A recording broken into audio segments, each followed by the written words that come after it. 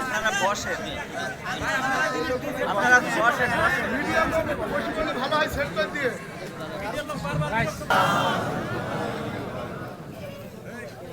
السلام عليكم ورحمة الله وبركاته.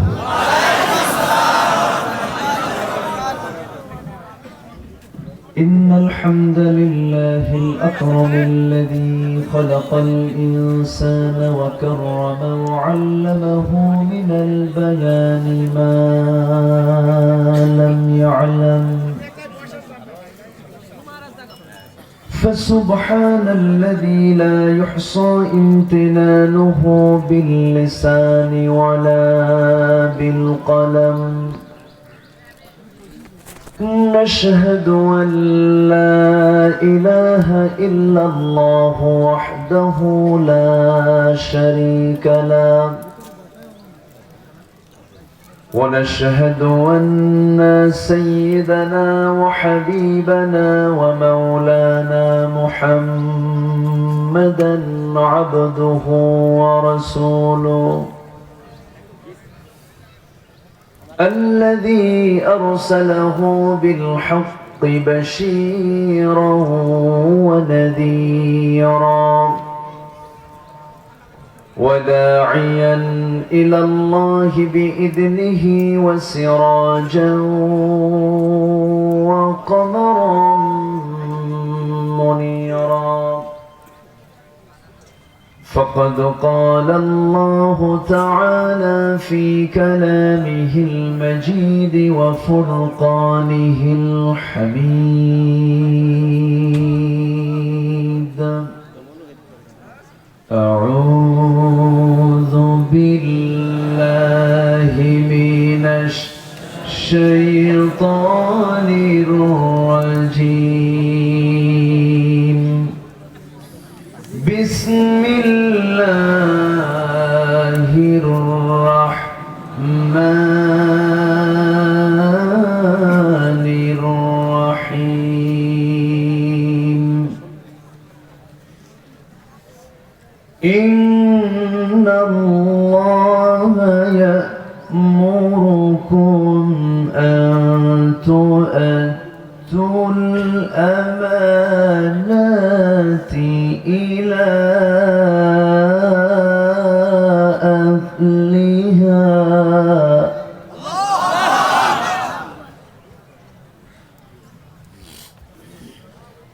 وإذا حكمتم بين الناس أن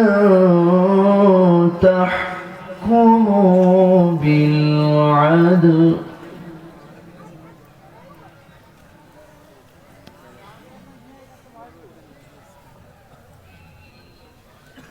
وإذا حكمتم بين الناس أن تحكموا بالعدل إن الله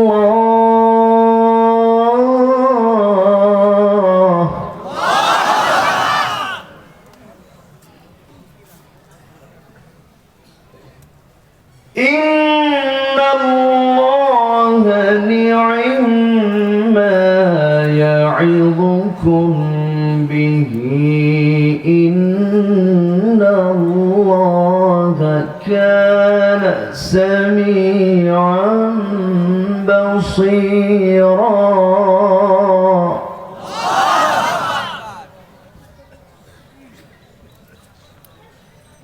الله أكبر. بسم الله الرحمن الرحيم.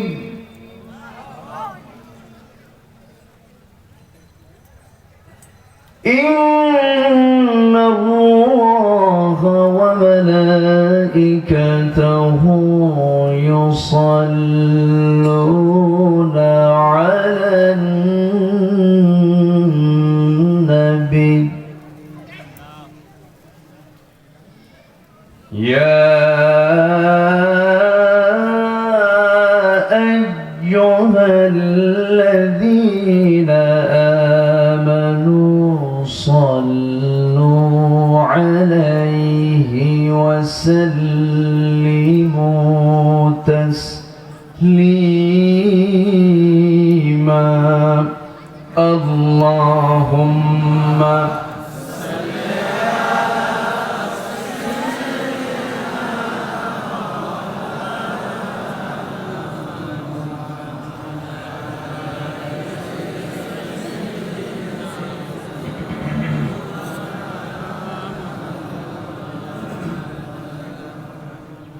হে রাসূল তুমি যে আমার হৃদয় বাগে বুলবুল তোমার প্রেমের নিগুড় ছোঁয়ায় তাই তো হয়েছি ব্যাকুল হৃদয় বাগে বুলবুল আল্লাহুম্মা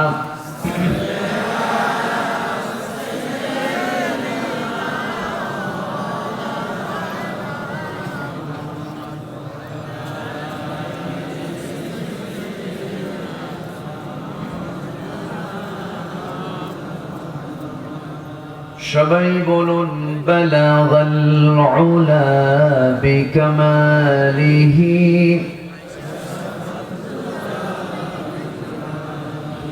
حسنت جميع خصاله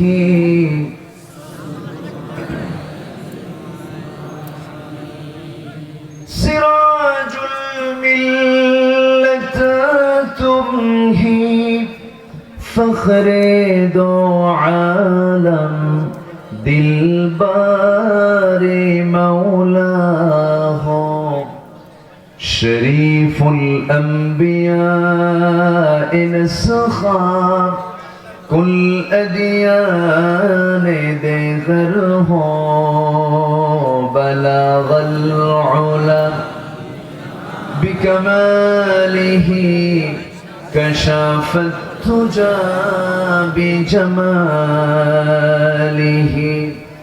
حسنت جميع خصاله سلوا আরবের বুকে মক্কার পরে যেথায় মা আমিনার ঘর খোদার রহমতে কাউসার হয়ে ঝরছে বারংবার বালাগাল উলা বিকামালিহি কাশাফাত তুজা বিজামালিহি حسنت جميع خصاله صلوا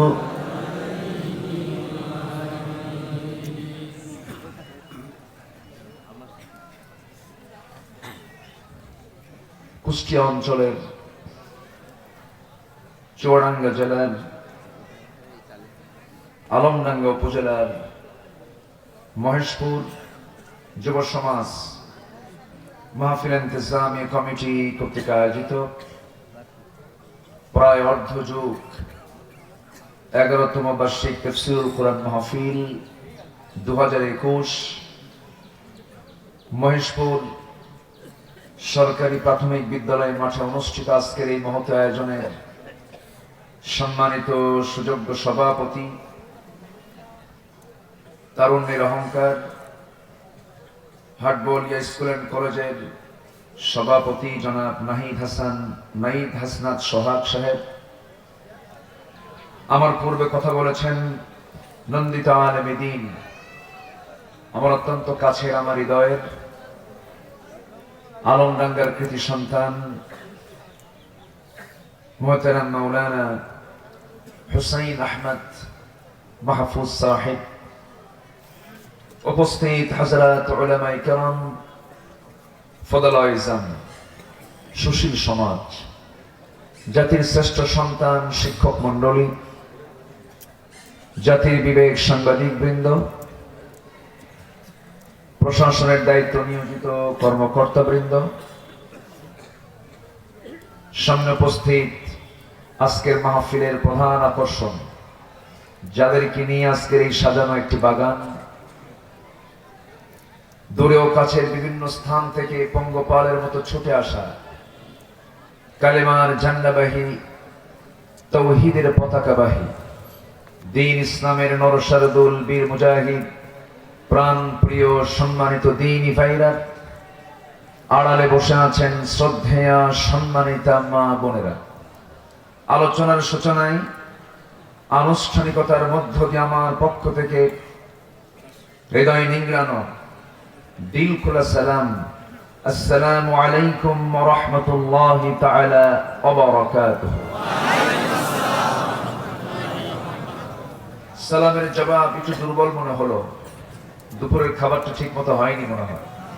আসসালামু আলাইকুম ওয়া রাহমাতুল্লাহি ওয়া বারাকাতুহু। সবাই কেমন আছেন? আমাকেও প্রশ্ন করেছেন। আল্লাহর মেহেরবানিতে আল্লাহ পাক আমাকেও আপনাদের মতোই ভালো রেখেছেন। বলছি আলহামদুলিল্লাহ, আবারও বলছি আলহামদুলিল্লাহ।